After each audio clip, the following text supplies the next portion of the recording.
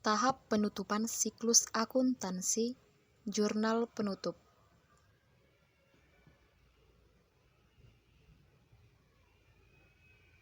Halo teman-teman, saya Tania Laurencia Tindaon. Kita akan membahas materi tahap penutupan dalam akuntansi.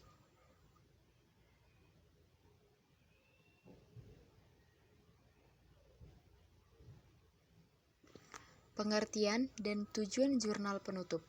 Jurnal penutup ini berfungsi untuk menutup saldo-saldo akun sementara agar saldo-saldo tersebut tidak dibawa ke periode akuntansi berikutnya. Jadi itulah sebabnya tujuan jurnal penutup ini untuk menolkan saldo-saldo akun sementara. Untuk itu, akun-akun sementara yang ditutup adalah pendapatan, beban, ikhtisar, laba rugi, dan pengambilan pribadi pemilik atau prive. Setelah dilakukan jurnal penutup, maka posisi keuangan perusahaan menjadi sama sesuai dengan prinsip persamaan dasar akuntansi, yaitu aset sama dengan liabilitas tambah ekuitas.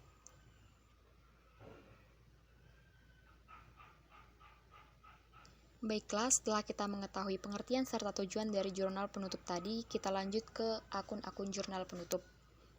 Kita dapat melakukan proses penutupan dari kertas kerja. Yang pertama, menutup akun pendapatan. Akun pendapatan ditutup dengan cara mendebit akun-akun pendapatan dan mengkredit akun ikhtisar laba rugi. Sumber pencatatan adalah kolom laba rugi sisi kredit. Untuk jurnal penutupnya dapat kita lihat.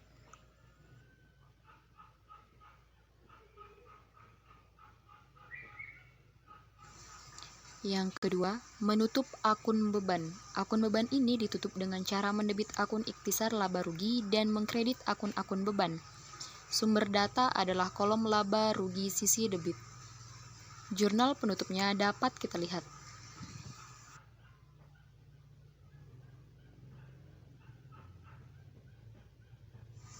Yang ketiga, pengambilan pribadi pemilik atau prive. Akun pengambilan pribadi pemilik ini ditutup dengan cara mendebit akun modal dan mengkredit akun prive. Sumber pencatatan adalah kolom neraca sisi debit. Jurnal penutupnya dapat kita lihat.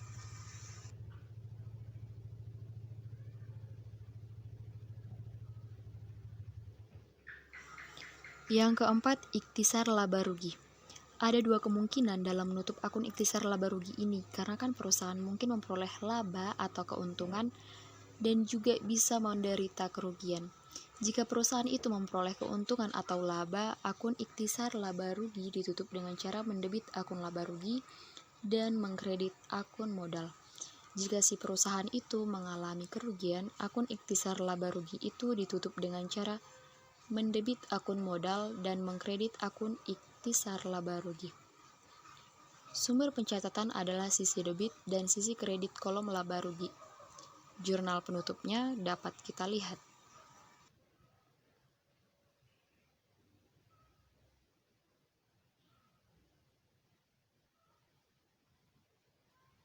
Nah, sebelum kita membahas lebih jauh tentang jurnal penutup ini, kita harus mengerti dalam jurnal penutup ternyata ada dua akun.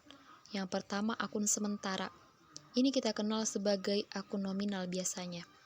Jadi, akun dalam buku besar ini digunakan untuk mencatat transaksi hanya untuk periode akuntansi tunggal dan ditutup pada akhir periode dengan membuat jurnal penutup yang sesuai. Pada periode akuntansi berikutnya, akun-akun ini biasanya dimulai dengan saldo 0. Akun sementara atau nominal ini termasuk pendapatan, pengeluaran, dividen atau prive, dan akun laporan laba rugi.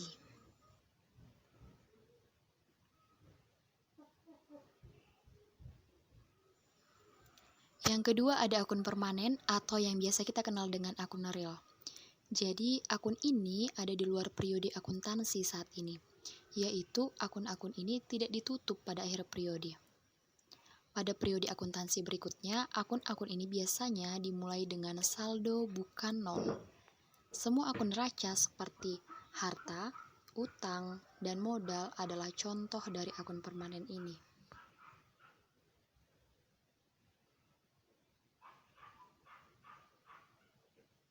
Nah, setelah kita mengetahui pengertian, tujuan, serta akun-akun dari jurnal penutup ini, pasti kita sudah tidak sabar bagaimana membuat jurnal penutup.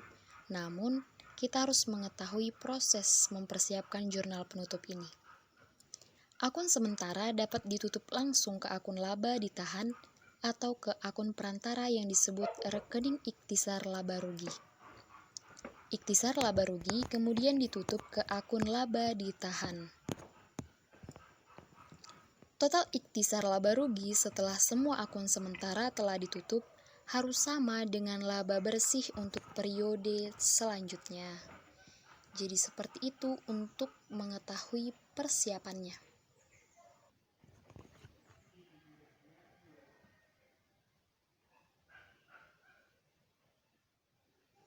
Nah, setelah kita mengetahui proses mempersiapkan jurnal penutup tadi, kita lanjut ke langkah-langkah membuat jurnal penutup. Jadi langkah pertama yang kita lakukan yaitu menutup akun-akun sementara dengan saldo kredit. Ayat jurnal pertama, menutup akun-akun sementara dengan saldo kredit seperti penjualan ke akun ikhtisar laba rugi. Untuk contoh, dapat kita lihat pada gambar.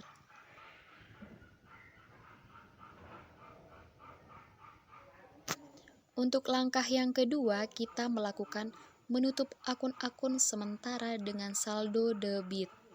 Ayat jurnal kedua, menutup akun-akun sementara dengan saldo debit ini termasuk retur dan potongan penjualan, diskon penjualan, dan harga pokok penjualan ke akun ikhtisar laba rugi. Contohnya akan kita lihat di slide selanjutnya ya.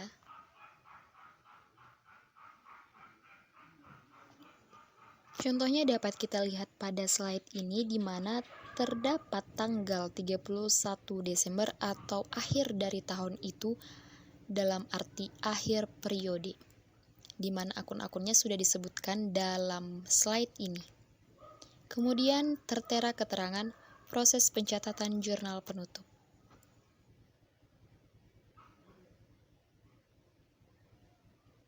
Baiklah, setelah kita melihat contoh dari slide sebelumnya, kita lanjut ke langkah yang ketiga. Kita akan menutup saldo akun ikhtisar laba rugi.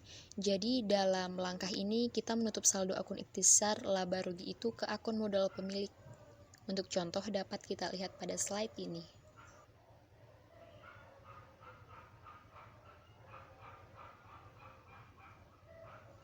Baiklah, untuk tahap selanjutnya, langkah keempat, menutup akun penarikan oleh pemilik. Jadi dalam tahap ini kita menutup akun penarikan oleh pemilik ke akun modal pemilik. Contohnya dapat kita lihat dalam slide ini.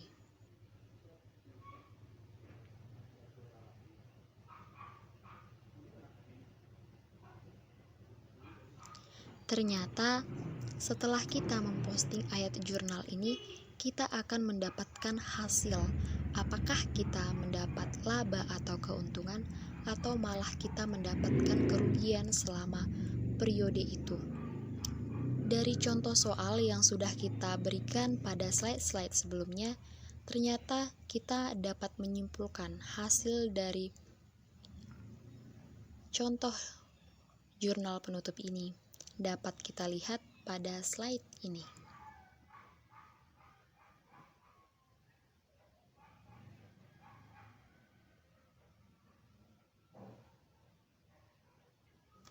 Pada slide sebelumnya kita telah melihat langkah-langkah membuat jurnal penutup. Namun apabila salah satu dari teman sekalian belum paham ataupun masih kurang paham, kita dapat melihat contoh cara lain membuat jurnal penutup. Menutup semua akun sementara ke akun laba ditahan lebih cepat daripada menggunakan metode akun ikhtisar laba rugi, karena menghemat satu langkah. Tidak perlu menutup akun sementara ke akun rekening ikhtisar laba rugi untuk kemudian menutupnya lagi. Kedua cara jurnal penutup dapat diterima dan keduanya menghasilkan hasil yang sama, tergantung dari bentuk perusahaan itu. Perusahaan yang kita ketahui seperti PT, Siva, Prima, ataupun perusahaan perseorangan karena struktur modal dari jenis perusahaan kadang berbeda. Semua akun sementara akhirnya ditutup untuk saldo laba rugi dan disajikan di neraca. Artinya, mereka menyajikan jurnal penutup ini dengan cara penyajian data-data yang dituangkan pada neraca.